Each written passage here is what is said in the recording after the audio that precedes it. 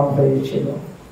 সপ্তম ও ষষ্ঠ মন্বন্তরের অবসান হয়ে গেল, সপ্তম মন্বন্তর আরম্ভ হল। আর এই সপ্তম মন্বন্তরে ওই দ্রবিড় দেশের রাজা মহাপুণ্য আত্মা সত্যব্রত মুনি তিনি আসলেন শ্রাদ্ধদেব নামে বৈবস্বত সূর্যের পুত্র রূপে। তাই তিনার আরেকটা নাম ছিল বৈবস্বত।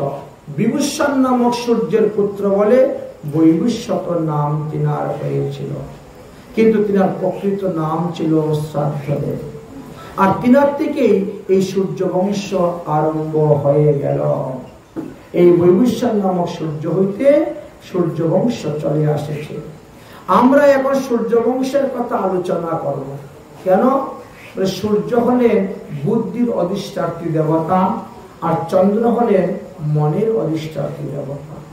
যদি বুদ্ধি শুদ্ধ না হয় তাহলে মন শুদ্ধ হবে না, আর মন শুদ্ধ না হইলে ভগবান শ্রীকৃষ্ণের লীলা কথা শ্রবণ করে তোমরা সুখ পাবে না, আনন্দ পাবে না। ভগবানের লীলাতেও তোমাদের জড় বুদ্ধি এসে যাবে, প্রাকৃতিক জগতের মানুষের মতন বা সিনেমার নায়ক নায়িকার মতন রাধা গোবিন্দের লীলাকে মনে করবে। এই জন্য বুদ্ধিকে শুদ্ধ করতে হবে, মনকে শুদ্ধ করতে হবে। তাই প্রথমে সূর্য বংশের কথা বলছেন, কারণ সূর্য বংশে মর্যাদা পুরুষোত্তম ভগবান রামচন্দ্র আবির্ভাব হয়েছেন, আর চন্দ্রবংশে এসেছেন ভগবান কৃষ্ণচন্দ্র। তাই এই দুই বংশেই কথাই আদরণীয় সুখদেবের কাছে পরমই পূজনীয়, আর তাই তিনি সেই সমস্ত কথা বর্ণন করতে আরম্ভ করলেন। সুখদেব গোস্বামী পাদ বলছেন, হে মহারাজ পরীক্ষিত, বৈবস্বত মনু প্রথম জীবনে অপুত্র ছিলেন, কোন সন্তানাদি তিনি লাভ করতে পারেন নাই, যার কারণে তিনি গুরুদেবকে ডাকলেন। গুরুদেব, বিবাহ হলো তো অনেকদিন হয়েছে, কিন্তু কোন সন্তানের পিতা হতে পারলাম না, সন্তান লাভ করতে পারলাম না। গুরুদেব বললেন, তাহলে একটা যজ্ঞ করো, এর নাম হলো মিত্র বরুণ যজ্ঞ। যজ্ঞ করো, যজ্ঞ থেকে যে চরু উঠবে সেই চরু যখন রানীকে খাওয়াবে তাতেই তিনি গর্ভবতী হবে এবং সন্তান জন্ম দিবেন। রাজা বলে, তাহলে ভালো হলো, পুত্র সন্তান প্রাপ্তির জন্য একটা যজ্ঞ আরম্ভ করা হলো। এটা হলো পুত্রেষ্টি যজ্ঞ। পুত্রেষ্টি যজ্ঞের সিদ্ধান্ত নেওয়া হলো।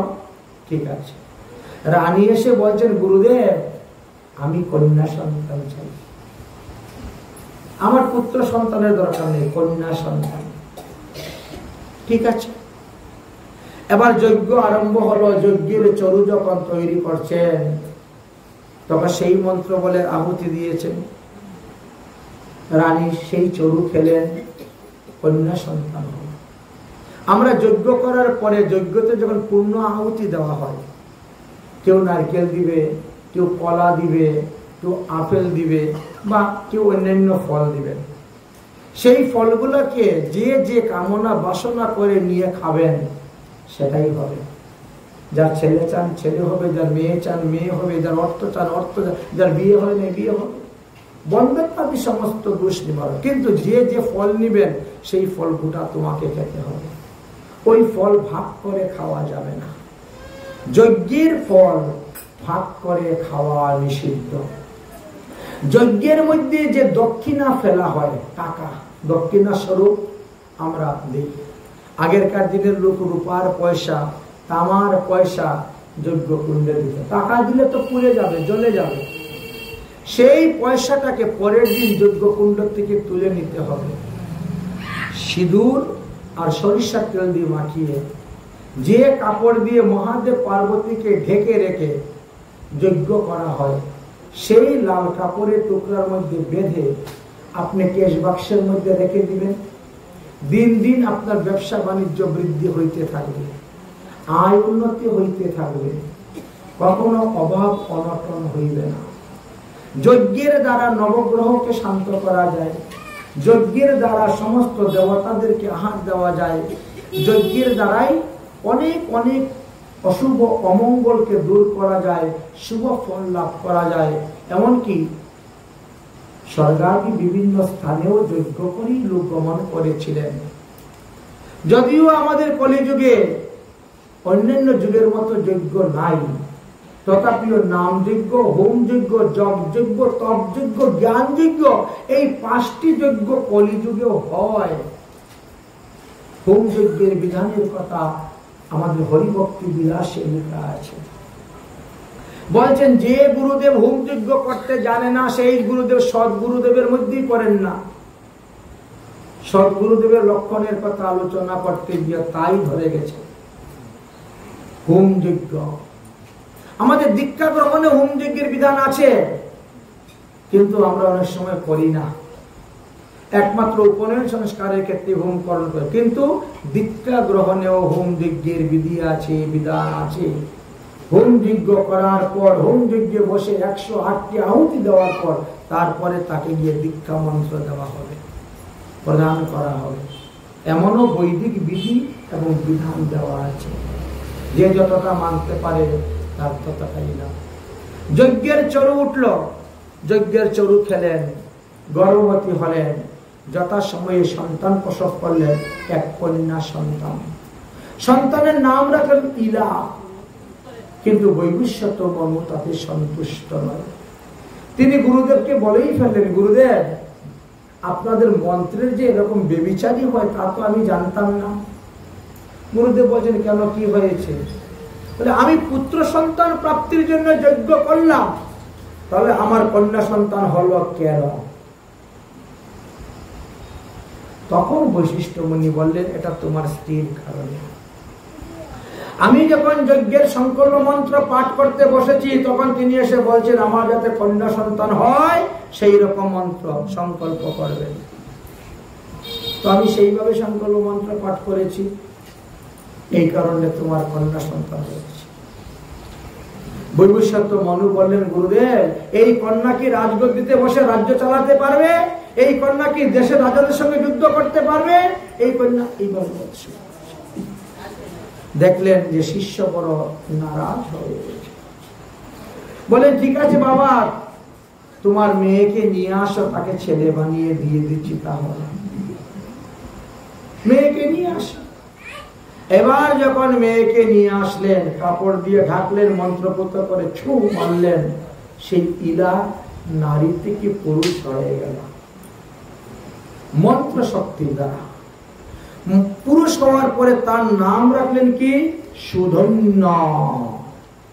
তাই বলা হয়েছে বৈবস্বত মনুর পুত্র সুধন্যের কথা আমরা এই অধ্যায়ে আলোচনা। সুধন্য এখন যুবরাজ হয়েছেন, প্রজাদেরকে দেখাশোনার ভার তিনার উপর পড়েছে। কোথায় কত টাকা খাজনা আসবে, কর আসবে, কোথায় কোন প্রজা কি সুখে আছে কি দুঃখে আছে দেখা যায়। একদিন ঘোড়ার পিঠের মধ্যে উঠে আর বেশ কিছু সৈন্যদেরকে সঙ্গে করে নিয়ে তিনি রওনা হয়েছেন যে আমার রাজ্যের সমস্ত এলাকা একবার ভ্রমণ করে দেখি।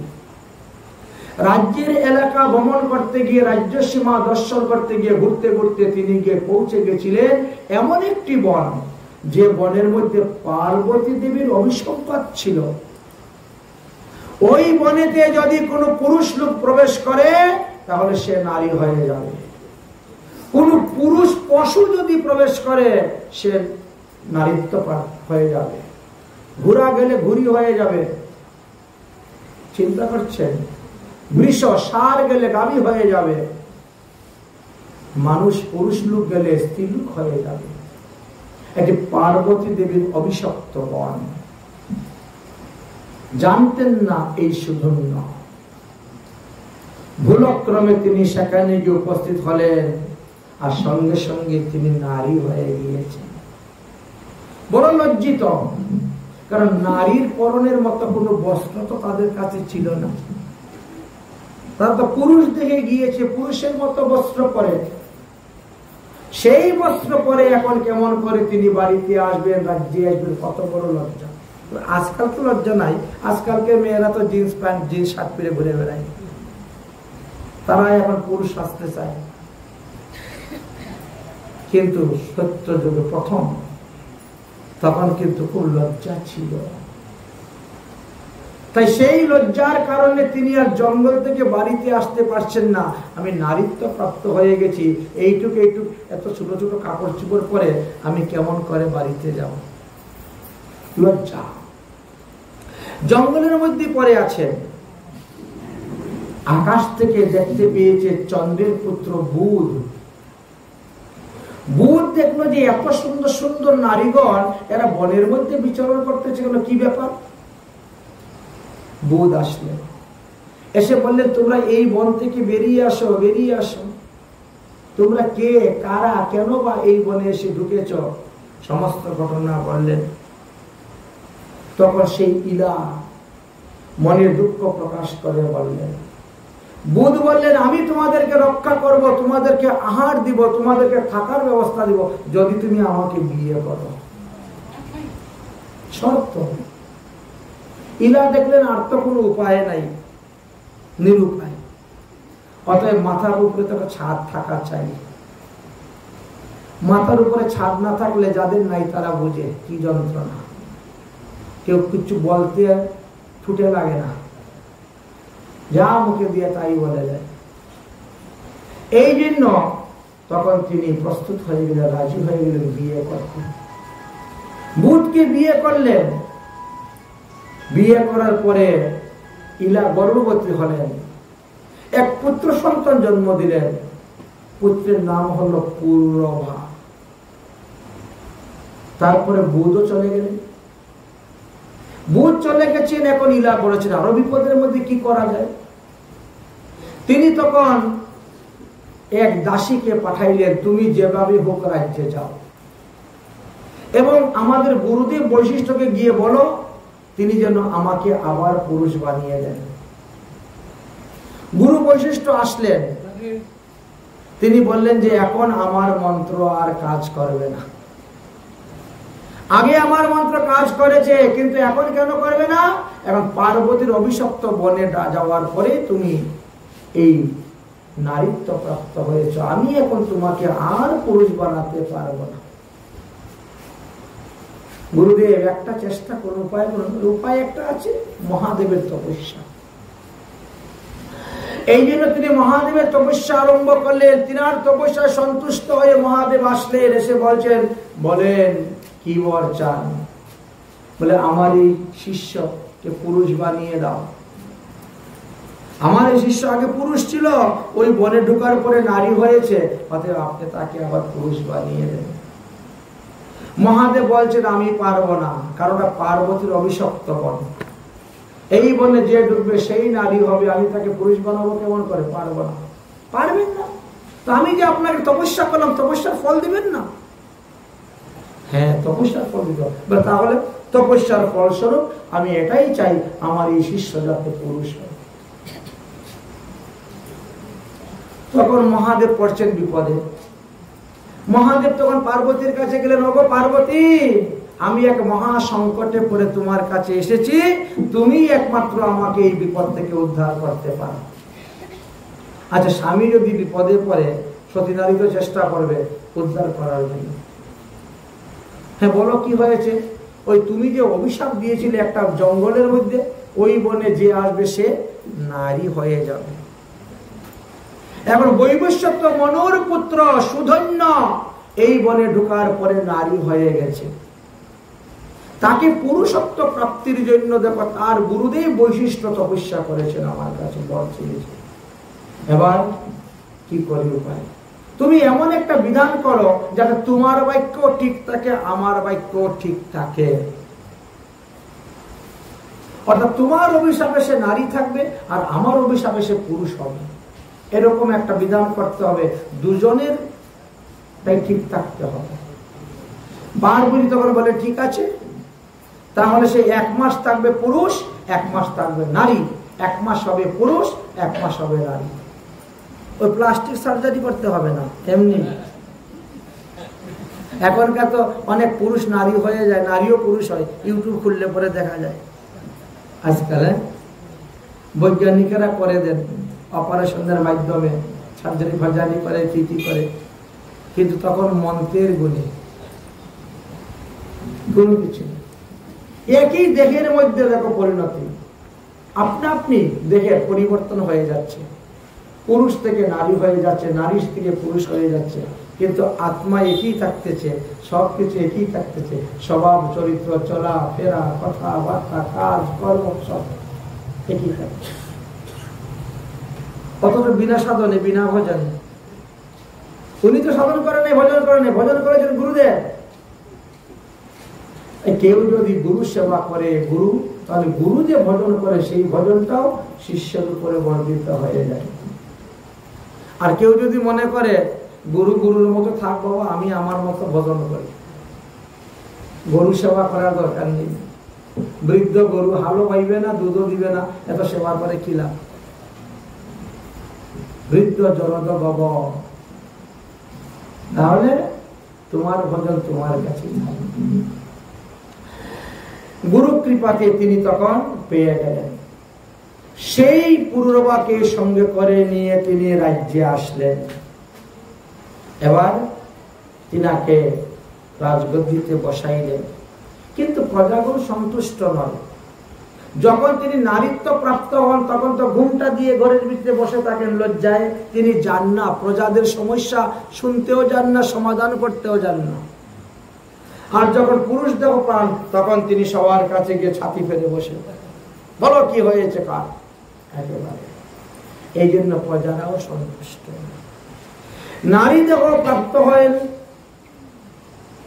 পুরুষ দেহ প্রাপ্ত হন, পুরুষ দেহ প্রাপ্ত হলে পরে তিনি আবার বিবাহ করেছিলেন এবং সেই স্ত্রীর গর্ভে অনেক সন্তানও জন্ম দিয়েছিলেন। এদিকে বৈবস্বত মনু তখন কি করবেন, তিনি তপস্যা করলেন। আর তপস্যা করে একে একে 10টি পুত্র সন্তানের তিনি জন্ম দিয়েছিলেন। এই 10টি পুত্র সন্তানের মধ্যে পৃষাদিক নামে থেকে আরম্ভ করে 5 পুত্রকে তিনি গুরুদেবের সেবার জন্য পাঠিয়েছিলেন। গুরুদেব বৈশিষ্ট্য বললেন, যাও তুমি আমার গোশালাতে গিয়ে গরু দেখাশোনা করো। গোশালায় গরু দেখাশোনা করতে গিয়েছেন, একদিন এরকম ঝড় বৃষ্টি হচ্ছে, এক বাঘ গোশালায় ঢুকে গেছে, এক গাভীর বাছুরকে ধরেছে খাওয়ার জন্য। সব গরু ডাকাডাকি করতেছে, হাম্বা হাম্বা করে। এমনি রাতের অন্ধকারে ধারালো অস্ত্র নিয়ে গিয়েছেন বাঘকে মারার জন্য। বাঘ মনে করে যখন কূপ মেরেছেন দা দিয়ে, বাঘের কান কেটে পড়েছে আর গরুর বাছুরের গলা কেটে 2 টুকরা হয়ে গেছে। অজান্তে অনিচ্ছায় গোহত্যা হয়ে গেল। বৈশিষ্ট্যমণি ইহা দেখে অত্যন্ত ক্রুদ্ধিত হলেন এবং তাকে অভিসম্পাদ দিলেন এবং তাকে বের করে দিলেন। তার থেকে ম্লেচ্ছ জাতির বা শূদ্র জাতির উৎপত্তি হয়েছে। একই বৈবস্বত মনুর পুত্র এক একজন এক এক রকম হয়েছিল। বৈবস্বত মনুর পুত্র পৃষদ্ন শূদ্র হয়ে গেছিলেন। বৈবস্বত মনুর পুত্র কুকুশ, তিনি ক্ষত্রিয় হয়েছিলেন। বৈবস্বত মনুর পুত্র নাভাগ, তিনি বৈশ্য হয়েছিলেন। আর বৈবস্বত মনুর পুত্র ধৃষ্ট, তিনি ব্রাহ্মণত্ব লাভ করেছিলেন তপস্যার দ্বারা। এই জন্য বলছেন, এই যে ব্রাহ্মণ ক্ষত্রিয় বৈশ্য শূদ্র, এগুলা গুণ এবং কর্ম অনুসারে। কিন্তু বর্তমান জগতে আমরা ব্রাহ্মণের ছেলেকে ব্রাহ্মণ বলি, ভট্টাচার্যের ছেলেকে ভট্টাচার্য বলি, চক্রবর্তীর ছেলেকে চক্রবর্তী বলি, ব্যানার্জি ছেলেকে ব্যানার্জি, চ্যাটার্জি ছেলেকে চ্যাটার্জি বলি। কিন্তু আগে তাহা ছিল না। তুমি এইরকম কর্ম করতেছ, অতএব তুমি শূদ্র। তুমি এইরকম, বাহ, তাহলে তুমি ব্রাহ্মণ। বাবা একজনই, মা একজনই, একই মায়ের পেটের থেকে জন্ম হয়েছে, একই বাবার অনুসারে জন্ম হয়েছে, কিন্তু কর্ম অনুসারে ব্রাহ্মণ, ক্ষত্রিয়, বৈশ্য, শূদ্র এইরকম ছিল। চতুর্বর্ণ ময়া সৃষ্টম গুণ কর্ম বিভাগ। এই জন্য বলছে তপস্যার দ্বারা, সাধন ভজনের দ্বারা যে কোনো লোক ব্রাহ্মণ হতে পারে, সাধন ভজনের দ্বারা যে কোনো লোক গোসাই হতে পারে। শূদ্র কুলে জন্মগ্রহণ করেও আপনি গোস্বামী পদবী লাভ করতে পারবেন সাধনের দ্বারা, ভজনের দ্বারা। ব্রাহ্মণ হতে পারবেন। এমনই ভজন শক্তির কথা বললেন। এই বৈবস্বত মনুর এক পুত্র ছিল, নাম ছিল তার সরজাতি। সেই ষট জাতির একটি মাত্র কন্যা ছিল, নাম সুকন্যা। এই সুকন্যাকে নিয়ে কোন এক সময়ে তিনি গিয়েছিলেন বন ভ্রমণ করতে। আর সেইখানে সুকন্যা চবনমুনির চরণে অপরাধ করেছিলেন। সেই অপরাধ ক্ষমা করতে গিয়ে চবনমুনির কাছে তিনি সুকন্যাকে বিবাহ দিয়েছিলেন। কিছুদিন পরে স্বর্গের বৈদ্য অশ্বিনী কুমার এসেছিলেন। চবনমুনি বলেছিলেন যে তরুণী যুবতীর কাছে, তরুণী স্ত্রীর কাছে বৃদ্ধ স্বামী বিষের সমতুল্য। অতএব তুমি আমাকে যৌবন অবস্থা ফিরিয়ে দাও, তুমি তো স্বর্গের বৈদ্য, স্বর্গ থেকে সেই রকম ঔষধ এনে খাওয়াও, আমি যাতে নবযৌবন অবস্থা হতে পারি। অশ্বিনী কুমারগণ বললেন, এতে আমাদের কি লাভ হইবে? বলে আমি তোমাদেরকে যজ্ঞের ভাগ দিব, দেবতা বলে তোমাদেরকে গ্রহণ করাবো। ইন্দ্র তো করে না, তোমাদেরকে দেবতা বলে গ্রহণ, যজ্ঞের ভাগ দেয় না। তাই চবন ঋষিকে চবনব্রাস ঔষধ এনে খাওয়াইয়েছিলেন স্বর্গ হইতে। চবনব্রাসের কিন্তু এখনো ক্ষমতা আছে। চবনব্রাস যারা খায় শীতের সময় খেতে হয়, গরমের সময় খায় না। পৌষ মাঘ মাসে ঠান্ডার সময় খায়। শরীরে খুব গরম হয়, শরীরে উত্তেজিত হয়, মানে ঠান্ডা ঠান্ডা কম লাগে। সেই চবনব্রাসের দ্বারা খাওয়ানোর পরে তিনি যৌবন অবস্থা হয়েছিলেন। এবং শ্বশুর বাড়িতে এসে বললেন, শ্বশুর মশাই যজ্ঞ করতে হবে, অশ্বিনী কুমারকে যজ্ঞের ভাগ দিল। অশ্বিনী কুমারকে যজ্ঞের ভাগ দিতে গিয়ে দেবরাজ ইন্দ্র ক্রীত হয়ে গেলেন। চবনমুনিকে বধ করার জন্য বজ্র উঠিয়েছিলেন। চবনমুনি মন্ত্রের দ্বারা হাতকে স্তম্ভন করে দিয়েছিলেন। এটা একটা বিদ্যা, এটা একটা সিদ্ধি মার্গ, স্তম্ভন বিদ্যা, ত্রটক সিদ্ধি বলা হয় এটাকে। যদি কোনো ব্যক্তি এই মন্ত্রটা শিখে এবং জপ করে, তাহলে সেও দেখাইতে পারে। এখন মনে করো কোনো ড্রাইভারকে গাড়িকে হাত দিল, এই দাঁড়াও দাঁড়াও আমাকে নিয়ে যাও, গাড়ি বলা নিচ্ছে না, আপনি ওই মন্ত্র বলে দেন, গাড়ির ইঞ্জিন স্টার্ট বন্ধ হয়ে যাবে। ও শত চেষ্টা করলেও আর গাড়ি স্টার্ট হবে না ইঞ্জিন। এর নাম হলো ত্রটক সিদ্ধি, বুঝেছেন? আপনি মারতে গিয়েছেন, মন্ত্রটা বলে দিল, এই যে হাত তুলেছেন, হাত ওইভাবেই থাকবে, হাত আর নিচের দিকে নামবে না, ডাইনেও যাবে না, বামেও যাবে না, আগেও যাবে না, পিছেও যাবে না। এইগুলো 18 প্রকার সিদ্ধির মধ্যে একটা সিদ্ধি দাঁড়িয়ে গেল। দেবরাজ ইন্দ্রের হস্তকে এইরকম স্তম্ভন করে দিয়েছিলেন মন্ত্র দ্বারা। দেবরাজ ইন্দ্র দাঁড়িয়ে আছেন, কি করবেন? ব্রহ্মার কাছে গেলেন। ব্রহ্মা তখন বললেন, যাও ঋষির চরণে গিয়ে ক্ষমা চাও, ঋষিকে তুমি মারতে গেলে। আচ্ছা, যদি অশ্বিনী কুমারকে দেবতা রূপে গ্রহণ করা হইতে তোমার কি ক্ষতি? তুমি কি ভাগে কম পাবে নাকি? আমি যদি কাউকে বৈষ্ণব রূপে গ্রহণ করে এনে তাকে বসাই, তাকে প্রসাদ দেই, যে তোমার কি ভাগ কম পড়ে যাবে? তোমার ভাগ তুমি খেয়ে যাও, আমি কাকে এনে বসাই খাওয়াচ্ছি এটা দেখার তোমার কি দরকার? তোমার তো হিংসা হয় কেন? অনেক বুঝাইলেন, তারপরে বিদায় দিলেন। যাই হোক, তখন বললেন যে আজকে থেকে অশ্বিনী কুমারকে দেবতা বলে গ্রহণ করো, যজ্ঞের ভাগ দিবে বলো, তবে আমি এই ত্রটক সিদ্ধি থেকে তোমার হাতকে বাঁচাও। এইভাবে ঋষি ছিলেন। সেই বংশেতে আরো এক পুত্রের কথা বললেন, নাভাগ। বৈবস্বত মনুর এক পুত্র ছিলেন নাভাগ, আর নাভাগ থেকে জন্মগ্রহণ করলেন মহারাজ অম্বরীশ। অম্বরীশ কোন সাধারণ ব্যক্তি নয়, ইনি একজন পরম বৈষ্ণব ছিলেন। অম্বরীশ মহাভাগ সপ্তদ্বীপ অধিপতি, মানে আমাদের সম্পূর্ণ পৃথিবীর রাজা ছিলেন তিনি। এখন তো পৃথিবীতে পৃথকভাবে ভাগ হয়ে অনেক রাজা হয়েছে, কিন্তু সেই সময়ে অম্বরীশ ছিলেন সমস্ত পৃথিবীর রাজা, শশাগারা পৃথিবীর রাজা ছিলেন এই অম্বরীশ মহারাজ। একবার দেবশ্রী নারদের সঙ্গে তিনি সাক্ষাৎ। দেবশ্রী নারদকে জিজ্ঞাসা করলেন, কোথায় বসে ভজন করলে তাড়াতাড়ি ভগবান পদপদ্ম লাভ করা যাবে? তখন বললেন যে শ্রীধাম বৃন্দাবন। যদি বৃন্দাবনে গিয়ে ভজন করতে পারো, তাহলে তুমি খুব তাড়াতাড়ি ভগবান পদপদ্ম লাভ করতে পারবে। অম্বরীশ মহারাজ তখন তিনি সব থেকে ছোট রানী সুশীলা দেবীকে সঙ্গে করে নিয়ে বৃন্দাবনে গিয়েছিলেন। এখনো আপনারা বিশ্রামঘাট থেকে অম্বরীশের মন্দির দেখতে পাবেন। বিশ্রামঘাট মথুরার বিশ্রামঘাটে দাঁড়ালে অম্বরীশ টিলা, অম্বরীশের মন্দির দেখা যায়, যেখানে অম্বরীশ ছিলেন বসে তপস্যা করে। 1 বছর তিনি বৃন্দাবনে বাস করেছিলেন। প্রত্যেকটি একাদশী সংযুক্ত দ্বাদশী ব্রততে তিনি একাদশী নির্জলা থাকতেন, আর দ্বাদশীর মধ্যে আবার পালন করতেন।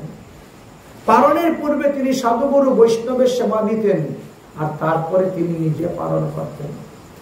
এইভাবে একটি বৎসরের 24টি একাদশী ব্রত পূর্ণ হওয়ার মাত্র একটি একাদশী ব্রত ছিল বাকি, আর সেই সময় দুর্বাসা ঋষি এসে উপস্থিত হয়েছিলেন স্বশিষ্যে। তিনি বললেন, ঋষিবর, পালনের আর মুহূর্তকাল সময় আছে, অতএব আপনি পালন গ্রহণ করুন। দুর্বাসা ঋষি বললেন, আমি একটু যমুনায় স্নান করে আসি, সংক্ষেপে আহ্নিক মন্ত্র জপ করে নেই, তারপরে পালনটা করব।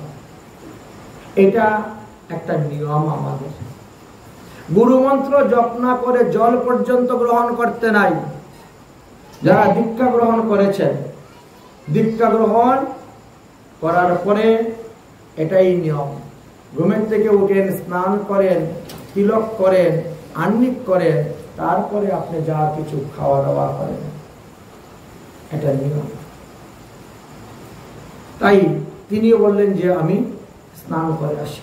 কিন্তু আবার শাস্ত্রে এও বলছেন, যদি পালনের দিন তুমি দেখো সময় কম, তাহলে আগে পালন করে নাও, তারপরে গুরু মন্ত্র জপ করো, স্নান করো, তিলক করো, আহ্নিক করো। সময় কম। এমন এমন দিন আছে আমাদের 2 মিনিটের মধ্যে পালন করতে হয়, 3 মিনিটের মধ্যে পালন করতে হয়। হয়তো আপনি অধিক রাত্রে ঘুমিয়েছেন, ঘুম থেকে উঠতে দেরি হচ্ছে, আপনার পরিবারের কেউ বলছে, আরে পালনের সময় চলে যাচ্ছে, তুমি ঘুমাচ্ছ, উঠো। তার মুগ্ধ হওয়ার অপেক্ষা নেই, ওই বাসি মুখে জগন্নাথের মহাপ্রসাদ মুখে দিয়ে দিতে হবে। জয় জগন্নাথ মহাপ্রসাদ পালন করে নিতে হবে, তারপরে তোমার স্নান আহ্নিক করো। কারণ পালন যদি ঠিক সময়ে না করা হয়, তাহলে 1 বৎসরে সম্পূর্ণ একাদশী ব্রত নষ্ট হয়ে যায় এবং নরকাদিতে গমন করতে হয়। তাই পালনের নির্দিষ্ট সময়ই আমাদেরকে পালন করতে হয়, এটাই যথার্থ নিয়ম। অম্বরীশ মহারাজ পড়েছেন বড় বিপদের মধ্যে। ঋষি দুর্বাসা তো এখনো আসছেন না, স্নান করতে যে গিয়েছেন। তখন পণ্ডিতরা বললেন, আপনি এক কাজ করুন, আপনি চরণামৃত পান করুন। বিষ্ণুর চরণামৃত পান করাকে আহার বলা হয় না, জলপানকে আহার বলা হয় না। আর অতিথিকে উপবাস রেখে জলপান করলে গৃহস্থের কোনো পাপ হয় না। কিন্তু অতিথিকে উপবাস রেখে গৃহস্থ যদি অন্ন গ্রহণ করে, তাহলে তার ঘোর পাপ হয়, তাকে নরকে যেতে হয়। তবে যদি অতিথি যদি বলেন যে না, আমার পেটে ক্ষুধা নাই, আপনারা সেবা গ্রহণ করুন, তাহলে দোষ হবে না।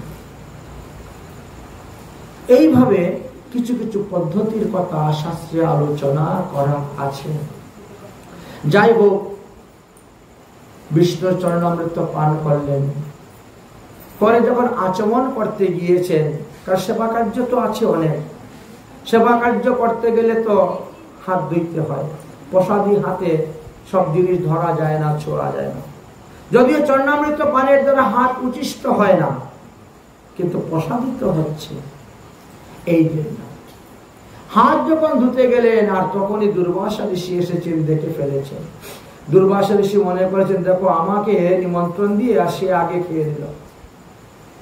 গৃহস্থ যদি অতিথির আগে সেবা গ্রহণ করে, তাহলে বাকি অন্নবেদ্য সব গৃহস্থের উচিষ্ট হয়ে যায়। এতে অপরাধ হয়, পাপ হয়।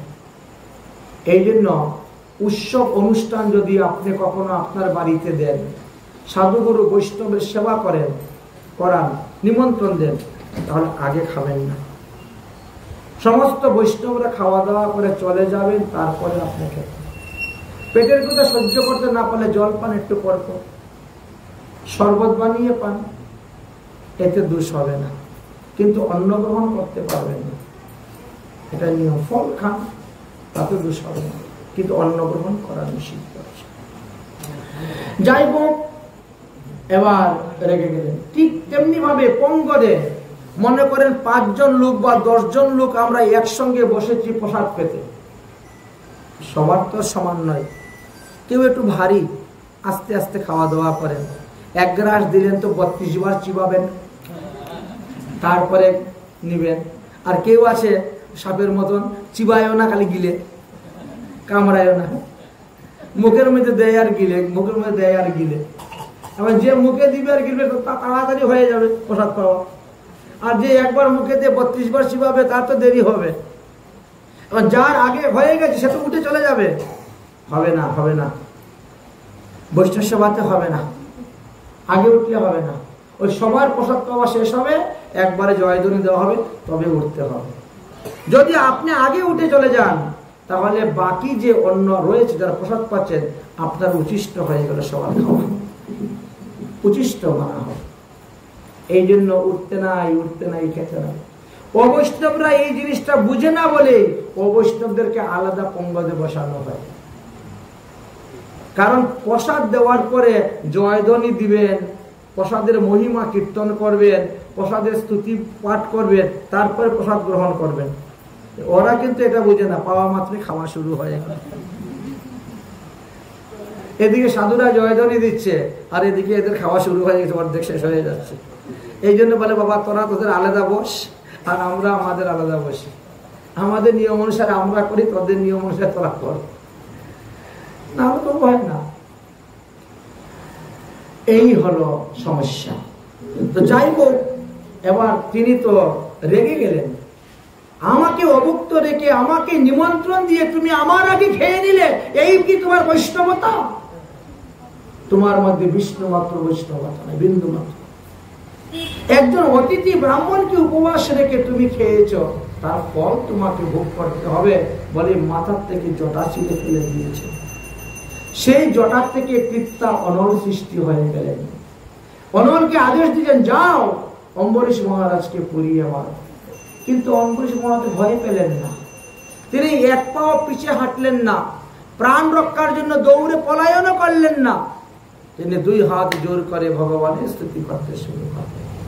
ভগবান তার ভক্তকে রক্ষার জন্য সুদর্শন চক্রকে ছেড়ে দিলেন। কোটি সূর্য সমতুল্য তেজ প্রভাব সুদর্শন চক্র এসে উপস্থিত, ওই কৃত্যা অনলকে সংহার করলেন। আর করে দুর্বাসাকে সংহার করার জন্য ছুটছেন। দুর্বাসা নিজের প্রাণ রক্ষা করার জন্য তিনি ছুটছেন, কিন্তু যেদিকে যান সুদর্শন চক্র সেই দিকেই যায়। তিনি ব্রহ্মলোকে গিয়েও রেহাই পেলেন না, তিনি কৈলাসে গিয়েও রেহাই পেলেন না, তারপরে বৈকুণ্ঠে গিয়ে নারায়ণের কাছে উপস্থিত হলেন। কিন্তু নারায়ণ এক কথা দিয়ে উড়াইয়া দিলেন। নারায়ণ কি বললেন? অহম ভক্ত পরাধীন হি স্বতন্ত্র এই বহদীজা। আমি আমার অধীনে নাই, আমি তো সর্বদা ভক্তের অধীনে থাকি। অতএব ভক্তের নিকটে যদি কেউ অপরাধ করে, আমার কাছে ক্ষমা চাইলে আমি তার ক্ষমা করতে পারি না।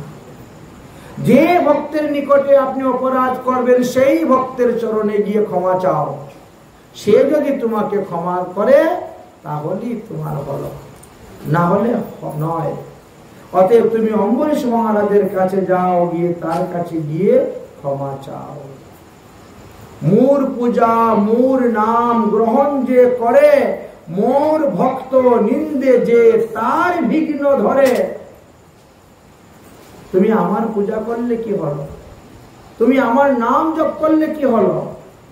তুমি যে আমার ভক্তের নিন্দা করছো। অতএব আমি তোমাকে রক্ষা করতে পারবো না, যাও যাও অম্বরীশের কাছে। উপনীত হইলেন আসি অম্বরীশের কাছে, দেখেন অম্বরীশ মহারাজ সেই মতো দণ্ডাইয়া আছে। অম্বরীশ মহারাজ দণ্ডাইয়া আছে।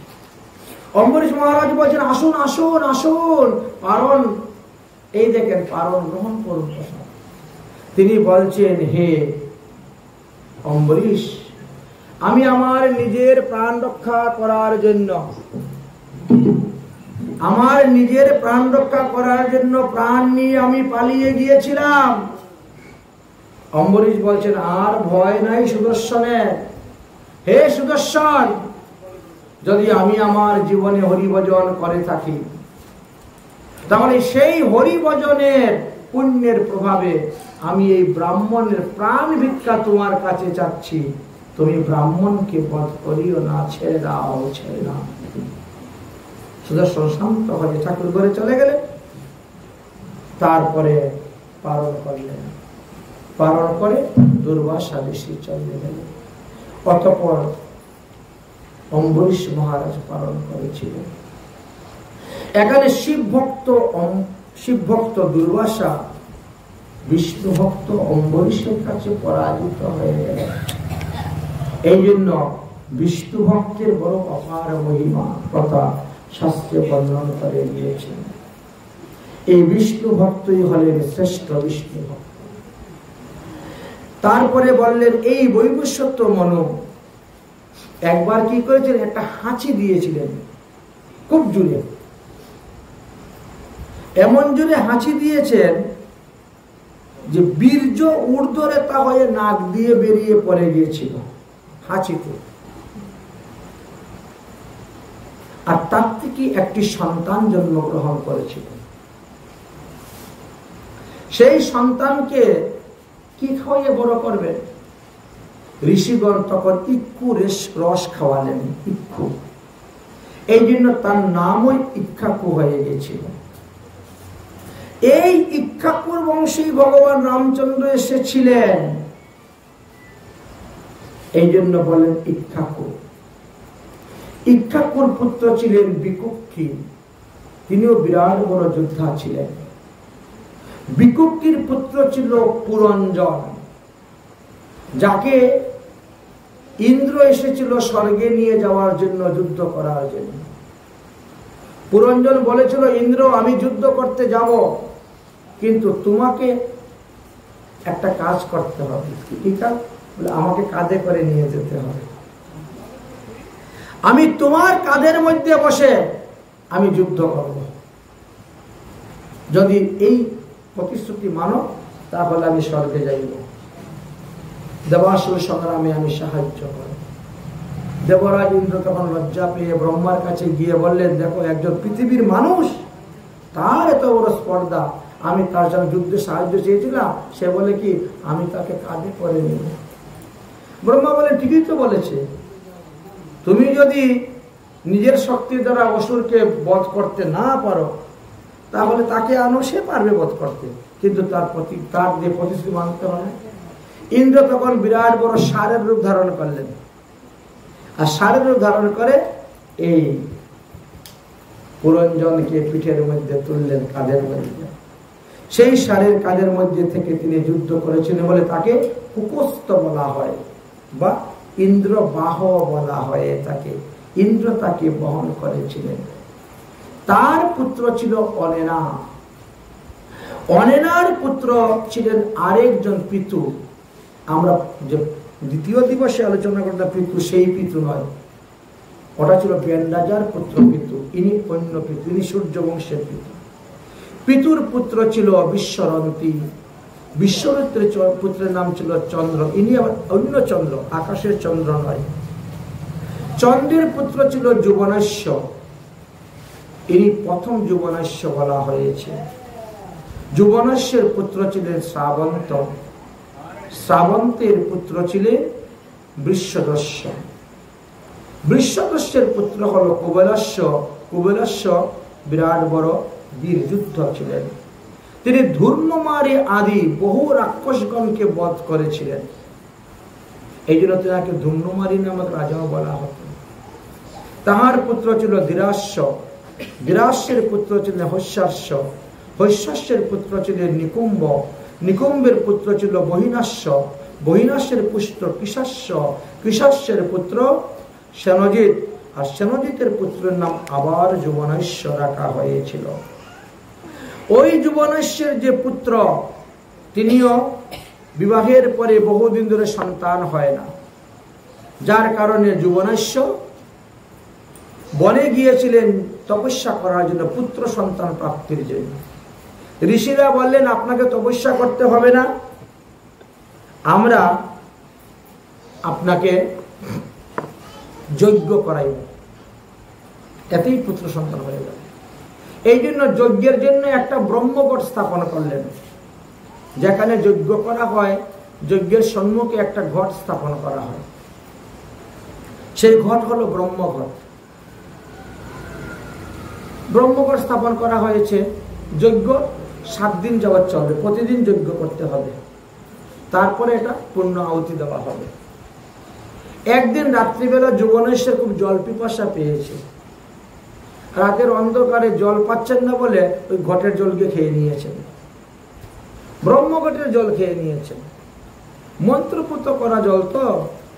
সকালবেলা বলে নাকি এই ব্রহ্মঘটের জলকে খেলো। যুবনেশ্বর বলছেন, আমি তো রাতের বেলা খুব পিপাসাযুক্ত হয়েছিলাম, আশেপাশে জল না পেয়ে ওইখান থেকে জল একটু খেয়ে নিয়েছি, সর্বনাশ করেছেন। এত মন্ত্রপুত জল, এই জল আপনি খেয়েছেন তো আপনি গর্ভবতী হয়ে যাবেন, আপনারই ছেলে হবে, সন্তান হবে। আচ্ছা, মায়ের পেটে জন্ম হচ্ছে জরায়ুতে, বাপের পেটে জন্ম, ওই জল খেয়ে নিয়েছে, মন্ত্রপুত জল। এবার তো গর্ভের লক্ষণ প্রকাশ পেল, গর্ভ লক্ষণ দেখা দিল, সন্তান জন্ম হবে। কুক্কি ফেটে গেল, কুক্কি ফেটে গেল, সন্তান বেরিয়ে গেলেন। সন্তান তো বেরোলেন, এবার এই সন্তানকে কে স্তন দুগ্ধ পান করাবে, সন্তানকে বাঁচাবে কেমন করে? বাপের পেটে জন্ম হয়েছে, এখন কি হয় উপায়? তখন আকাশ থেকে আসলেন ইন্দ্র। ইন্দ্র বলছেন, মাং দাতা, আমি তাকে খাওয়াবো। বলে ওই যে তর্জনী আঙ্গুল দিয়ে অমৃত খেয়েছিলেন, ওই তর্জনী আঙ্গুলটা ওর মুখের মধ্যে ঢুকাই দিলেন। যখন ঢুকিয়ে দিয়েছেন, এত একেবারে ক্ষুধা পিপাসা নিবারণ। সারা জীবন আর তার খাওয়া দাওয়া লাগলো না, একবারই শেষ খাওয়া দাওয়া। খাওয়া দাওয়ার আর টেনশন নেই। আমরা তো খাওয়া দাওয়ার পিছনে এত দৌড়াদৌড়ি করি না, তার খেতে হবে, ক্ষুধা পিপাসা সব নিবৃত্তি হয়ে গেল। এই জন্য তার নাম রেখেছিলেন মান্দাতা, নাম রাখলেন মান্দাতা।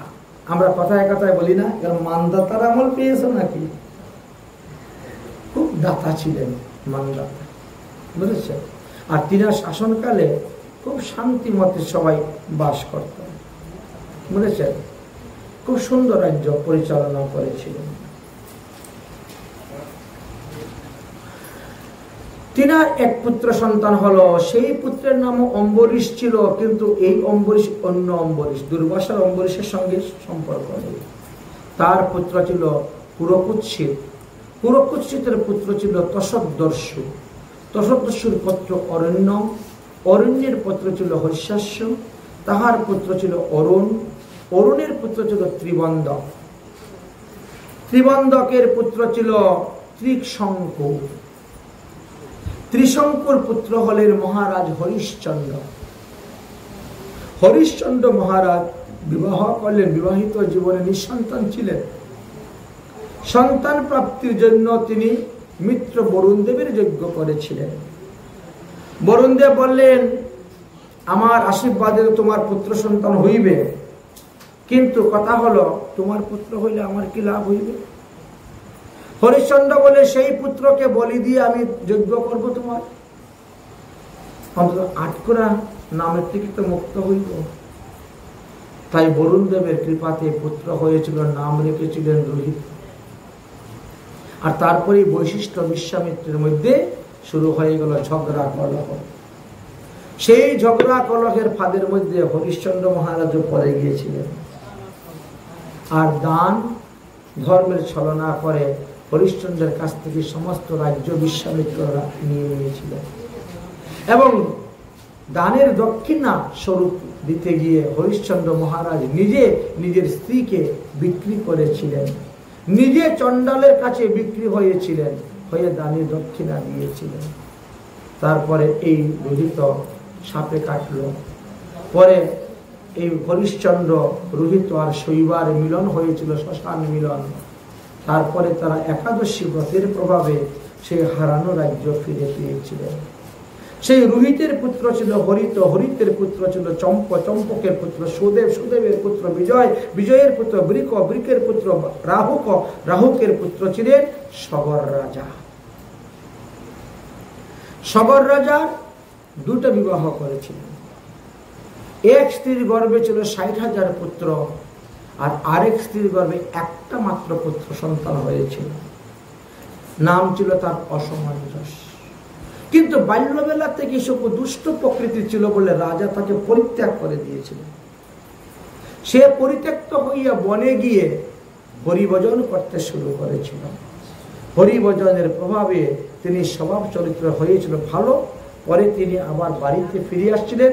সগর রাজা তাকে পুত্ররূপে গ্রহণ করেছিলেন। সগর রাজাও 100টা অশ্বমেধ যজ্ঞ করবেন বলে সংকল্প করেছিলেন। 99টা যজ্ঞ তিনি সম্পূর্ণ হয়ে গেছিল, একটা যজ্ঞ বাকি ছিল।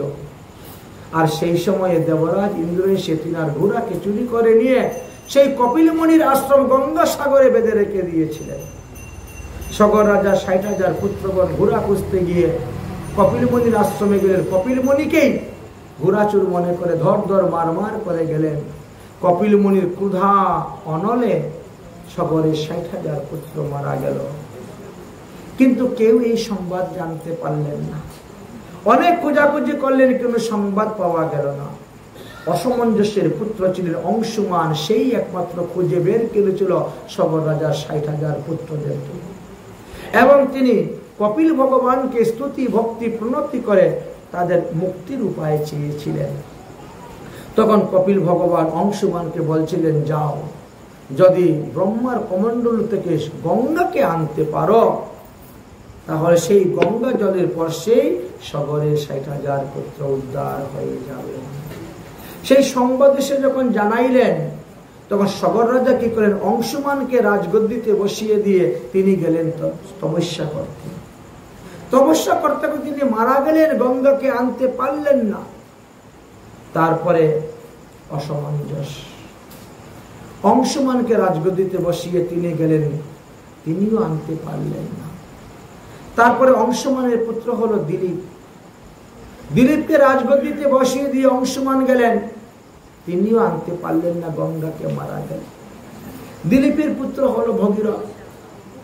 দিলীপ বিবাহ করার পরে তিনি পুত্র সন্তান প্রাপ্ত না হওয়ার আগেই চলে গিয়েছিলেন যৌবনে তপস্যা করতে, কিন্তু সেখানে গিয়ে অকালে মারা গেলেন, আনতে পারলেন না। দিলীপের 2 রানী ভগে ভগে মিলিত হয়ে জন্ম হয়েছিল বলে তার নাম ভগীরথ হয়েছিল। অষ্টবক্র মনির কৃপাতে তিনি এই সুদর্শন হয়েছিলেন, দেখতে খুব ভালো হয়েছিলেন।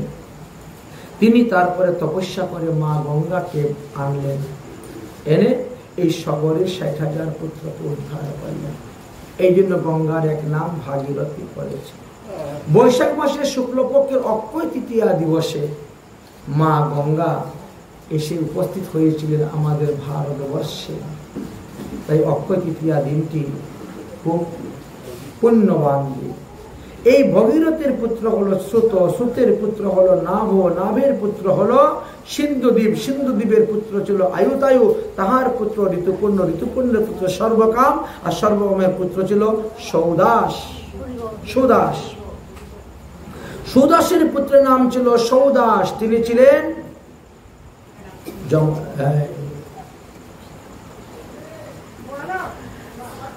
আরেকটি নাম ছিল মিত্র শাহ। মিত্র শাহ ছিল, তিনি একবার বনে গেছেন হরিণ শিকার করতে। এমন সময় সামনে এক যক্ষ এসে উপস্থিত হয়ে যায়। যক্ষের সঙ্গে যুদ্ধ করে তিনি সেই যক্ষকে মেরে ফেলে দেন। যক্ষকে মারার পরে যক্ষের ছোট ভাই আসে তার প্রতিশোধ নেওয়ার জন্য সৌদাসের কাছে। একজন পাচক রূপে আসে, অর্থাৎ রসইয়া রূপে, আর এসে সে চক্রান্ত করল। এমন চক্রান্ত করলো, তার চক্রান্তের কারণে সৌদাস গুরুষ অভিশাপে অভিশপ্ত হয়েছিলেন। 12 বৎসর তিনি রাক্ষস হয়ে বনে গিয়েছিলেন। তারপরে রাক্ষস অবস্থায় যা কিছু তিনি গ্রহণ করেছিলেন, তার মধ্যে একটি মহা পাপ করেছিলেন, এক ব্রাহ্মণ সন্তানকে তিনি ভক্ষণ করেছিলেন। আর ব্রাহ্মণী তখন অভিসম্পাদ দিয়েছিল, হে সৌদাস, হে মহারাজ কলমশপদ, যেদিন তুমি তোমার স্ত্রীকে গমন করবে সেদিন তোমার মৃত্যু হইবে। এই জন্য সৌদাস রাক্ষসজনি থেকে মুক্তি লাভ করে বাড়িতে আসার পর তিনি বিশেষ চিন্তার মধ্যে পড়ে গিয়েছিলেন। বংশ রক্ষার জন্য কোনো উপায় না পেয়ে তখন তিনার গুরুদেবের কাছে তিনার স্ত্রীকে পাঠিয়েছিলেন, যাও গুরুদেবের কাছ থেকে তুমি সন্তান নিয়ে আসো। তাই গুরুদেবের কাছ থেকে তিনি গর্ভদান নিয়ে এসেছিলেন। সেই গর্ভ 7 বৎসর গত হয়ে গিয়েছিল, সন্তান প্রসব হয় নাই, যার কারণে তিনি আবার গেলেন, হে গুরুদেব, আপনি আমাকে কি সন্তান দিয়েছেন যে এখন পর্যন্ত সন্তান ভূমিষ্ঠ হচ্ছে না, 7 বৎসর হয়ে গেছে। গুরু বৈশিষ্ট্য তখন একটা পাথর নিয়ে পেটের মধ্যে মেরেছেন আঘাত, সঙ্গে সঙ্গে সন্তান প্রসব হয়ে গেছে। এই জন্য সেই সন্তানের নাম রেখেছিল অস্মক। সেই অস্মকের পুত্র হলেন মূলক। আর এই মূলক যখন জন্মগ্রহণ করেছিলেন তখন ভগবান পরশুরাম জন্মগ্রহণ করেছিলেন। ভগবান পরশুরাম প্রতিজ্ঞা করেছিলেন যে আমার বাবাকে যে ক্ষত্রিয় মেরেছে সেই ক্ষত্রিয় বংশকে আমি 21 বার নাশ করব। এই মূলক তখন কেশাকান ছিলেন, তাকে নারী শাড়ি পরিয়ে নারী রূপ ধারণ করে তাকে রেখেছিলেন বাঁচালেন। ওই একমাত্র মূলকই ক্ষত্রিয়ের মধ্যে পুরুষের মধ্যে বেঁচেছিলেন, আর কোনো পুরুষ বাঁচতে পারে নাই ভগবান পরশুরামের হাতে। পরশুরাম যখন 21 বার ক্ষত্রিয় বংশ নিধন শেষ হয়ে গেল, তিনি পাশ্চিত্য করে নিলেন, করে তপস্যায় চলে গেলেন। তারপরে মূলক বিবাহ করলেন। মূলক বিবাহ করার পরে তার এক পুত্র হয়েছিল, পুত্র নাম রেখেছিলেন দশরথ। কিন্তু ইনি ভগবান রামচন্দ্রের পিতা দশরথ নয়, ইনি অন্য দশরথ। তার সেই দশরথের পুত্র নাম ছিল ইরবীর। ইরবীরের পুত্র ছিল বিশ্বসাহ, আর বিশ্বসাহের পুত্র ছিলেন খট্টাঙ্গ মহারাজ, যিনি 48 মিনিটের মধ্যে ভজন করে ভগবান পদপদ্ম লাভ করেছিলেন। এই সেই খট্টাঙ্গ। খট্টাঙ্গের রাজার পুত্র ছিল দীর্ঘবাহু। দীর্ঘবাহুর পুত্রের নাম হলো রঘু। এই জন্য ভগবান সেই রঘু বংশে জন্মগ্রহণ করেছেন। এই জন্য তাকে বলা হয় রঘুপতি। আমরা গান গাই না, রঘুপতি রাঘব রাজা রাম পতিত পাবন সীতারাম। সেই রঘু, রঘুকুল তিলক ভগবান রামচন্দ্র। রঘুর যে পুত্র ছিল, রঘুর পুত্র নাম ছিল অজ, এবং অজর পুত্রের নাম হলেন দশরথ। আচ্ছা, দশরথ মহারাজ তো 3টা বিবাহ করেছিলেন, কিন্তু কোন সন্তানাদি লাভ করতে পারলেন না, যার কারণে দশরথ বড় চিন্তাগ্রস্ত হয়ে গিয়েছিলেন। শেষে তিনি মুনি ঋষিদের সঙ্গে আলোচনা করে তিনি যজ্ঞর ব্যবস্থা করলেন। সেই যজ্ঞের চরু 3 রানীকে খাওয়ালেন, আর 3 রানী হইতে ভগবান 4 অংশে 4 পুত্র রূপে অবতীর্ণ হয়েছিলেন। রাম, লক্ষ্মণ, ভরত, শত্রুঘ্ন রূপে অবতীর্ণ হয়েছিল। এই যে আমাদের চৈত্র মাসের শুক্লপক্ষের নবমী, এই নবমীকে আমরা রাম নবমী বলি। ভগবান রামচন্দ্র মর্যাদা পুরুষোত্তম রূপে এসে অবতীর্ণ হয়েছিল। শশীকলার ন্যায় দিন দিন বড় হতে শুরু করেছেন। বড় হওয়ার পর তিনাকে উপনয়ন সংস্কার করানো হলো এবং গুরুগৃহে পাঠানো হলো। গুরুগৃহে গিয়ে বাস করলেন, আর পরে 15 বৎসর পর্যন্ত গুরুগৃহে থেকে অস্ত্রবিদ্যা শাস্ত্রবিদ্যায় পারদর্শী হলেন। আর হওয়ার পরে বাড়িতে আসলেন। বাড়িতে আসার পরে বিশ্বামিত্র মুনি আসলেন, এসে বললেন, চলো তোমাদেরকে নিয়ে যাব আমি তারকা রাক্ষসীকে বধ করার জন্য। দশরথ মহারাজ তখন কি করবেন? 15 বৎসরের পুত্র রামকে পাঠালেন। রাম লক্ষ্মণ দুজন গেলেন, তারকা রাক্ষসীকে বধ করলেন, আরো কিছু দিব্য দিব্য অস্ত্রবিদ্যা শিক্ষা করলেন। যখন ফিরে আসবেন এমন সময় দেখা যায় জনকপুর থেকে একখানা নিমন্ত্রণ পত্র এসেছে। প্রত্যেক মুনি ঋষিদের কাছে আপনারা স্বশিষ্যে সবাই এসে উপস্থিত হন, এখানে প্রত্যেকটা শিষ্যের বীরত্ব পরীক্ষা করা হবে। ভগবান পরশুরামের হাতের ধনুষ এই জনকপুরে আছে। এই ধনুষ যে ভাঙতে পারবে সেই সীতাকে বিবাহ করতে পারবে। এই জন্য বীরত্ব পরীক্ষা করার জন্য সশিষ্যে যাওয়ার কথা বলছে।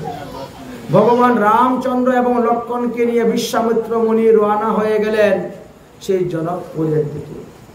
কিছু দূর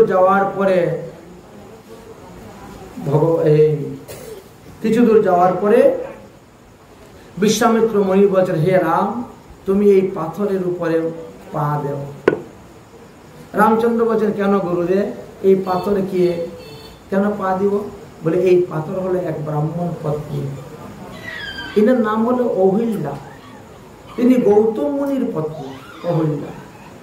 তিনি দেবরাজ ইন্দ্রকে মনে মনে ভালোবেসেছিলেন, আর যার কারণে ইন্দ্র গৌতম মুনির রূপ ধরে এসে তিনার সঙ্গে মিলন করেছে। সেই অপরাধের কারণে গৌতম মুনি অভিসম্পাদ দিয়েছিলেন, আর তিনি পাষাণ হয়ে আছে। যদিও পরবর্তী সময় অহল্যা বলছিল যে আমার এই পাষাণ যদি উদ্ধার হওয়ার উপায় কি? বলে, ভগবান রামচন্দ্রের চরণ স্পর্শে তুমি উদ্ধার হই। সেই থেকে তিনি এখানে পাষাণ হয়ে পড়ে আছেন। এদিকে গৌতম মুনির পুত্র ছিলেন শতানন্দ। শতানন্দ যখন বড় হলেন তখন তিনি জিজ্ঞেস করছেন গৌতম মুনিকে, বাবা, আমার মা কোথায়? সকলের মা আছে, মাতৃস্নেহ, মাতৃমমতা, মাতৃ ভালোবাসা পাচ্ছে, কিন্তু আমি তো সেই ভালোবাসা থেকে বঞ্চিত। আমার মা কোথায়? তখন বললেন, তোমার মা এক গুরুতর অপরাধ করেছিল, সেই কারণে আমি তাকে অভিসম্পাদ দিয়ে পাথর বানিয়ে রেখে দিয়েছি। আচ্ছা বাবা, আমার মা কবে এই পাথর থেকে মুক্ত হবেন? বললেন, এখন তো সত্যযুগ চলতেছে, সত্যযুগের পরে আসবে দাপর যুগ, দাপর যুগের পরে আসবে ত্রেতা যুগ, আর ত্রেতা যুগে ভগবান রামচন্দ্র অবতীর্ণ হইবে, রামচন্দ্রের চরণ স্পর্শে উদ্ধার হইবে। শতানন্দ বলল, বাবা, এতদিন পর্যন্ত আমার মা পাথর হয়ে থাকবেন? আচ্ছা বাবা, সত্যযুগের পরে ত্রেতা যুগ আসলে হয় না? বলছেন, এটা তো সম্ভব নয়, এটা আসবে কেমন করে? এটা তো নিয়ম 1, 2, 3, 4। কৃত্যযুগ, সত্যযুগের নাম ছিল কৃত্তা যুগ, প্রথম যুগ কৃত্তা যুগ। 1-এর পরে 2, এই জন্য দাপর যুগ। 3, তাই ত্রেতা যুগ। সত্য, দাপর, ত্রেতা, কলি, এই হলো নিয়ম। সুতরাং আগে তো আসবে না। তখন শতানন্দ বসে গেলেন তপস্যা করার জন্য। আমি সত্যের পরে ত্রেতাকে আনবো, যাতে ভগবান রামচন্দ্র আসেন, আমার মা তাড়াতাড়ি উদ্ধার হয়ে যান। এই শতানন্দ তপস্যা করে ব্রহ্মার কাছে বর চাইলেন যে সত্যযুগের পরে ত্রেতা যুগ হোক, দাপর যুগ তারপরে হবে। ব্রহ্মা তখন তথাস্তু বলেন, দেখো, একটা যুগের পরিবর্তন করে দিতে পারছে তপস্যার দ্বারা। এত তপস্যা করেছিলেন, তাই সেই তপস্যাতে সন্তুষ্ট হয়। তাই ভগবানকে বলছেন তুমি, কিন্তু ভগবান বলছেন, আমি গোব্রাহ্মণ রক্ষার্থে এসেছি, আর আমি ব্রাহ্মণকে মাথায় পা দিব, একদম ব্রাহ্মণের মাথায় পা দিব, এটা হয় না, এটা সম্ভব না, সম্ভব না। তখন পবনদেব এমন ভাবে ধুলা উড়াতে শুরু করলো, ভগবান রামচন্দ্রের চরণ ধুলি নিয়ে যখন পড়লো, এমনি তিনি মানবী হয়ে গিয়েছিলেন। সেখান থেকে নিয়ে গেলেন জনকপুরে। জনকপুরে যাওয়ার পরে হরধনু ভঙ্গের পালা পড়লো, কেউ ভাঙতে পারেন নাই। ভগবান রামচন্দ্র যখন গিয়েছেন, ধনুষ 2 হাত জোর করে বলছে, প্রভু, আপনার হাতে তো আমি ভেঙে যাব, তবে 2টা প্রার্থনা আপনার চরণে। কি প্রার্থনা? আমি যেন সর্বদা আপনার সেবা করতে পারি, আমি যেন সর্বদা আপনার অধরামৃত পান করতে পারি, এটাই আমি চাই। তখন বলে, ঠিক আছে, এই জন্মে আমি তোমাকে হাতে নিয়ে সমস্ত অসুর দেখে বধ করব। তার পরজন্মে আমি যখন কৃষ্ণ অবতার হব, তখন তুমি হবে আমার হাতের বাসি, তুমি সর্বদা আমার অধরামৃত পান করবে, আমার সঙ্গে থাকবে। আর তার পরজন্মে আমি যখন মহাপ্রভু হয়ে জন্ম নিব, সন্ন্যাস যখন গ্রহণ করবো, তখন হবে তুমি আমার হাতের লাঠি, দণ্ড। এই তো বর দিলেন, তারপরে তাকে ভেঙে ফেললেন, সীতাকে বিবাহ করলেন, সীতাকে নিয়ে অযোধ্যায় ফিরে আসলেন। ক্রমে ক্রমে 4 ভাইয়ের বিবাহ হয়ে গেল, খুব আনন্দেই সংসার চলছে। বড় শত্রুঘ্ন মামার বাড়ি বেড়াতে গিয়েছেন, আর এমন সময় দশরথ মহারাজ চিন্তা করছেন, আমার বয়স 60,000 বৎসর হয়ে গেছে, 60,000 বৎসর হয়ে গেছে বয়স, আর কতদিন বাঁচব, না জানি কোন দিন মারাই যাই। তাহলে আমি জীবিত অবস্থায় আমার ছেলে রামকে রাজগদ্দিতে বসাবো। রাজগদ্দিতে বসাবার জন্য সংকল্প নিলেন, সঙ্গে সঙ্গে ঘোষণা করে দিলেন, আগামী কল্যই রাম রাজা হবে। দেবতারা বড় চিন্তার মধ্যে পড়ে গেছেন, রামচন্দ্র যদি রাজা হয়ে বসে যান তাহলে অসুর নিধন কে করবে? তাই রামচন্দ্র যাতে রাজা হইতে না পারেন তার জন্য একটা চক্রান্ত করতে হবে। কাকে পাঠাবেন চক্রান্ত করার জন্য? পাঠালেন সরস্বতী দেবীকে। সেই সরস্বতী দেবী মন্থরার মুখের মধ্যে গিয়ে বসছেন, আর মন্থরার মুখ দিয়ে কথা বলাচ্ছেন, মন্থরার মুখ দিয়ে কথা বলাচ্ছেন। আরে কে কই, রাম যদি রাজা হয় তাহলে তোর কি লাভ রে? তোর এত আনন্দ কেন? রাজমাতা হবে কৌশল্যা। আরে তোর ছেলে ভরত যদি রাজা হয় তাহলে তুমি হবে রাজমাতা, রাজ সম্মান পাবি।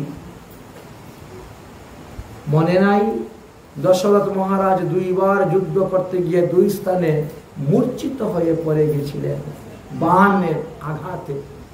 তুমি তখন তাকে রক্ষা করেছিলে, আর তখন তিনি বলছিলেন, দেবী তুমি আমার কাছে বর চাও। তুমি বললে এখন না পরে চাইব। সেই 2টা বর তো তোমার হাতে জমা আছে, এখন সেই সুযোগ। গিয়ে বলো, এক বরে ভরতরে দেহ সিংহাসন, অন্য বরে রামচন্দ্রকে পাঠাও কানন বনবাস।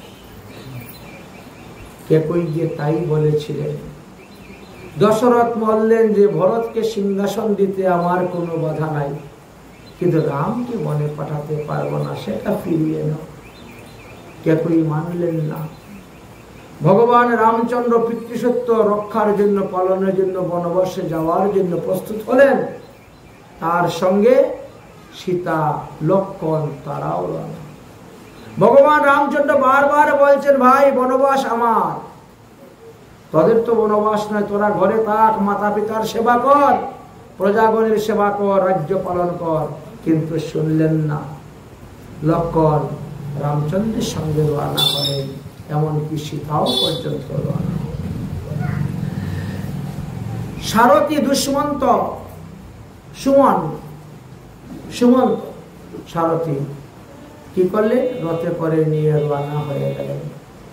অযোধ্যার রাজ সীমানা পর্যন্ত যাওয়ার পরে ভগবান রামচন্দ্র বলছে, রথ থামাও সুমন্ত, আমাদের সীমানা শেষ, এখন আমি গুহক চণ্ডালের রাজ্যেতে প্রবেশ করতেছি। সেও আমার বন্ধু গুহক চণ্ডাল, সেই রাজ্যে প্রবেশ করতেছি, অতএব তুমি যাও। তুমি বাড়িতে গিয়ে বলিও আমরা ভালো আছি, ভালোই আছি, ভালোভাবেই যাচ্ছি। কিন্তু সুমন্ত যাচ্ছে না। খালি রথ নিয়ে ফিরিয়ে তিনি কেমন করে যাবেন? যাচ্ছে না, যাচ্ছে না। বারে বারে ভগবান আদেশ করছেন, কিন্তু ভগবানের আদেশ অমান্য করে বসে কান্না করছে। কিছু কিছু ক্ষেত্র আছে সেখানে ভগবানের আদেশ অমান্য করলেও পাপ হয় না। কিছু কিছু ক্ষেত্রে, যেমন ব্রজের গোপীগণকে ভগবান শ্রীকৃষ্ণ বারবার বলছেন, যাহো গোপী যাহো নিজ ঘর, এই রজনীতে আমার সঙ্গে নহে ব্যবহার, গোপী যাহো নিজ ঘর। কিন্তু কোনো গোপী যায় নাই। ভগবানের সুখের জন্য তারা দাঁড়িয়ে দাঁড়িয়ে কাঁদছে, কিন্তু তথাপিও যায় না। পায়ের নখ দিয়ে মাটি কুটতেছে, তাও যায় না। কৃষ্ণ যতই বলতেছেন। কিছু কিছু ক্ষেত্র আছে যাও বললেও যদি না যায়, তথাপিও আজ্ঞা লঙ্ঘন পাপ হয় না, দোষ হয় না। যাই হোক, ভগবান রামচন্দ্র গুহক চণ্ডালের রাজ্যে চলে গেলেন। গুহক চণ্ডাল রামচন্দ্রকে পেয়ে অতি সন্তুষ্ট, প্রসন্ন, খুশি। সারা রাত্রি ভগবান রামচন্দ্রের লীলা কথা আলোচনা হতে হতে রাত্রি প্রভা। সেখানে ছিল এক মাঝি। মাঝি তখন গুহক চণ্ডালকে বললেন, তাহলে আগামী করল সকালবেলা নদী পার যখন করব, তখন আমি আমার নৌকা দিয়ে রামচন্দ্রকে পার করব। ভগবান রামচন্দ্রকে তিনি সকালবেলা নদী পার করে দিয়েছিলেন। সেখান থেকে ভগবান চিত্রকূট পর্বতে চলে গিয়েছিলেন। অন্যান্য অনেক পর্বতে, অনেক দণ্ডকারণ্য আদি অনেক স্থানে ভগবান আগমন করেছে। এদিকে দশরথ মহারাজ পুত্র সুখে মারা গিয়েছেন। দশরথ মহারাজ মারা যাওয়ার পরে দশরথ মহারাজের অন্ত্যেষ্টি ক্রিয়া করবে, মুখ অগ্নি করবে, দাহ সংস্কার করবে, এমন কোন পুত্র বাড়িতে নাই। দেখেন, 4 পুত্রের পিতা, ভগবানের পিতা হয়েও তাকে বাসি মরা হইতে হইল। মুখ অগ্নি দেওয়ার মতন কোন ছেলে বাড়িতে নাই।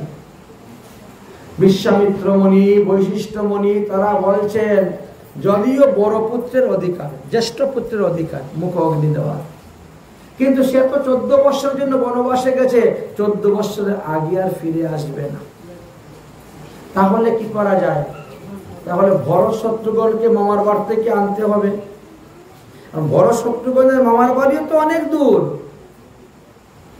অনেক দূর, সেই পাকিস্তান। তখন তো একই অখণ্ড ভারত ছিল, তো সেখানে এত দূর থেকে আনতে গেলে তো সময় লাগবে। পাঠাও, লোক পাঠাও, লোক পাঠাও। এমন বুদ্ধিমান 5 জন লোককে পাঠাইলেন, কিন্তু দূরত্বের কারণে তাদেরকে গিয়ে পৌঁছতে 8 দিন সময় লাগলো। দশরথ মহারাজের শরীরটা তৈলপূর্ণ নৌকার মধ্যে ডুবিয়ে রাখলে, সুগন্ধি নৌকার মধ্যে গিয়ে কি বলছে, আপনার বাবা বড় অসুস্থ, দশরথ মহারাজ অসুস্থ, অতএব চলো তাড়াতাড়ি বাড়িতে চলো। আর এই দেখো কিছু দ্রব্য দিয়ে পাঠিয়েছেন, এইগুলা গরিব দুঃখীকে দান করার জন্য। কেন? দানেতে দুর্গতি খণ্ডে, দান করলে পরে দুর্গতি নাশ হয়। আমাদের এই যে রোগ সুখ ব্যাধি হয়, এগুলা বিভিন্ন গ্রহ দোষের কারণে হয়, কিন্তু এক একটা গ্রহের দানের দ্বারাও প্রতিকার হয়ে যায়। আপনি যদি দুধ দান করেন, আপনার চন্দ্রের প্রতিকার হয়ে যাবে। আপনি যদি কর্পূর দান করেন, চিনি দান করেন, আতপ চাউল দান করেন, আপনার হয়ে গেছে প্রতিকার। আপনি যদি হলুদ দান করেন, আপনার বৃহস্পতির প্রতিকার হয়ে গেল। আপনি যদি সবুজ সবজি দান করেন, আপনার বুধের প্রতিকার হয়ে গেল। আপনি যদি গুড় দান করেন, লাল টমেটো দান করেন, মধু দান করেন, আপনার মঙ্গলের প্রতিকার হয়ে যাচ্ছে। এক একটা বস্তু দানের দ্বারাও গ্রহের প্রতিকার হয়ে যায়, এবং তার দ্বারা সে ওই রোগ থেকে মুক্তি লাভ করতে পারে। এই জন্য দান। এদিকে কিন্তু 8 দিনের বাসি মরা ঘরে পড়ে আছে, আর ওদিকে দান চলছে। কারণ মানুষ মরলেই অসুস্থ হয় না, অসুস্থ হয় তখন দাহ সংস্কার করার পরে। দাহ সংস্কারের আগে অসুস্থ মানা হয় না,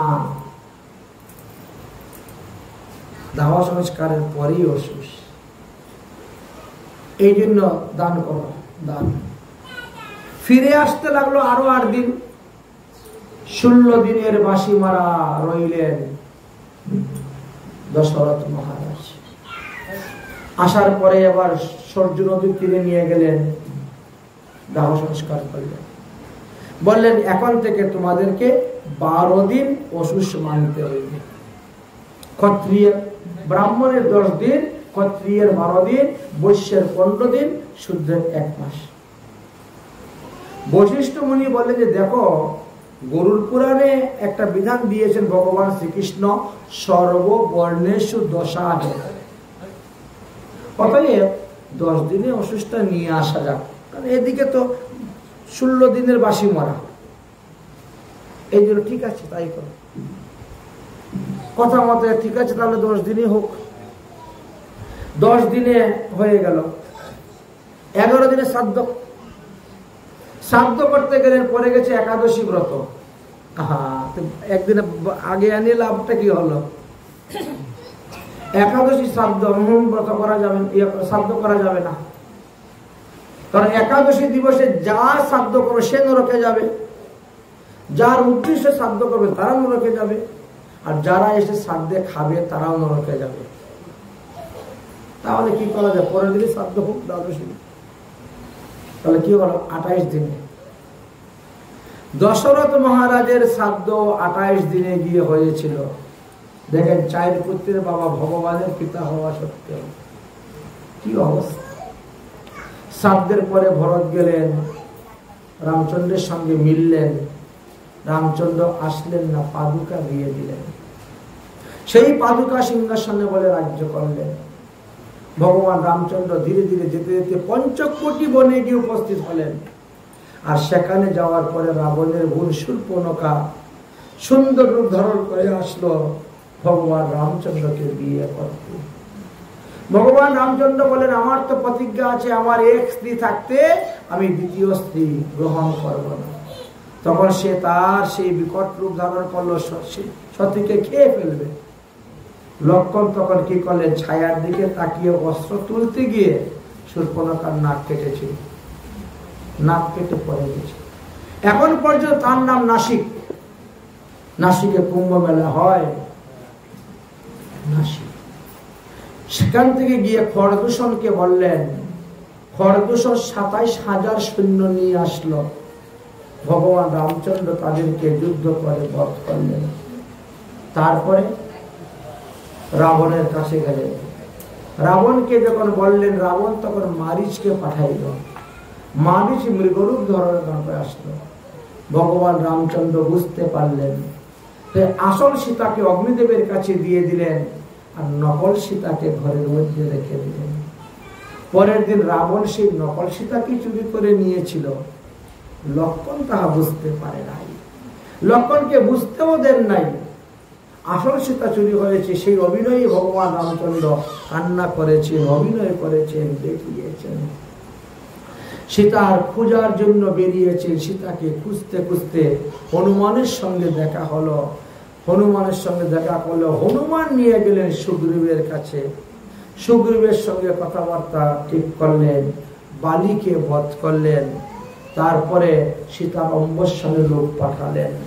4 মাস অম্বসন করার পরে হনুমান খবর পেলেন সীতা লঙ্কায় আছেন।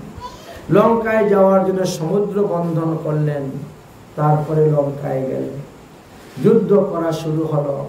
বিভীষণ অনেক বুঝাইলেন, কিন্তু বিভীষণের বুঝ কেউ মানতে রাজি হলো না। লাথি মেরে বিদায় করে দিলেন। সেই বিভীষণ এসে ভগবান রামচন্দ্রের চরণে শরণাপন্ন হলেন, মিত্রতা স্থাপন করলেন।